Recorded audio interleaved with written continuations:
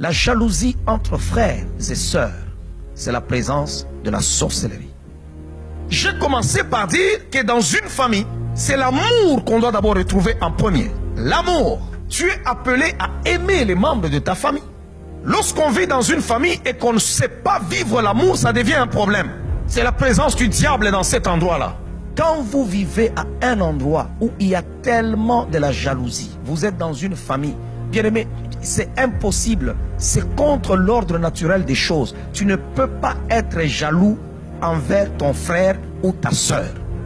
Lorsque vous êtes né dans une même famille, vous avez votre père ou votre mère, vous avez grandi dans une même famille, dans une même maison.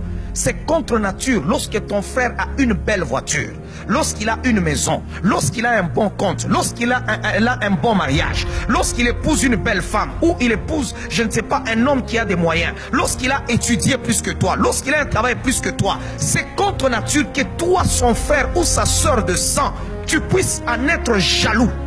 C'est de la sorcellerie.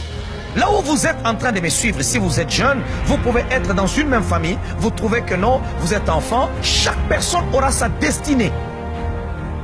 Nous ne sommes pas supposés vivre la même chose parce que nous sommes nés dans une même famille. L'autre peut être médecin, l'autre peut être musicien, l'autre peut être avocat, l'autre peut être pasteur, l'autre peut être je ne sais pas quoi. Et chacun doit être dans la joie pour ce qu'il réalise dans la vie. Ne porte pas envie sur l'autre. Le premier meurtre a été commis dans l'histoire de l'humanité, pas par un voisin, pas par un ami, mais c'est pas dans la famille. Pourquoi? Parce que l'autre a vu que son frère prospérait et que lui, ses affaires ne prospéraient pas. Alors il a porté envie sur son frère. Je suis en train de dire, toute jalousie de famille ne te détruira pas. Si tu as été victime de la jalousie des familles, je suis en train de te dire maintenant qu'ils ne feront pas de plus grands progrès. N'avez-vous jamais vu des familles, quand vous y entrez, vous trouvez tout le temps des problèmes entre frères et sœurs, mais quand vous regardez où est le problème, vous ne le voyez pas. Chacun a sa maison. Tu manges chez toi, l'autre mange chez lui. Tu as ton mari, l'autre a sa femme. Mais vous vous battez, pourquoi? Parce que personne ne paye l'autre. C'est la sorcellerie.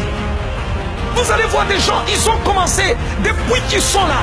Ils se marient, ça continue. Ils deviennent même des grands-mères, mais ça continue. Ils ne font que se battre. Vous vous battez pourquoi? Expliquez-nous pourquoi vous vous battez. C'est pourquoi Dieu dit à Abraham, quitte la maison de ton père. Ces disputes-là te semblent banales, mais laisse-moi te dire, c'est en train de tuer ta destinée. Derrière chaque esprit, il y a un mandat. Ne soyez jamais de ceux-là qui disent non, non, bon, arrête seulement, c'est ton frère, c'est ta soeur. Non, il y a des actions, il y a des actes que nous ne pouvons pas tolérer chez des gens qui sont supposés être les gens qui doivent nous aimer. On peut te tuer par un étranger, on peut te tuer par je ne sais pas quelqu'un que tu as croisé, mais ta soeur, ton frère n'est pas supposé te tuer. C'est contre nature. Il est supposé te protéger. Parce que dans la famille, on se protège. Dans la famille, on ne se livre pas. Dans la famille, on ne se détruit pas. Dans la famille, on ne s'ensorcelle pas. Dans la famille, on ne se tue pas. Ne fais pas semblant sur l'histoire de ta famille. Pendant que je suis en train de parler, regarde ta famille.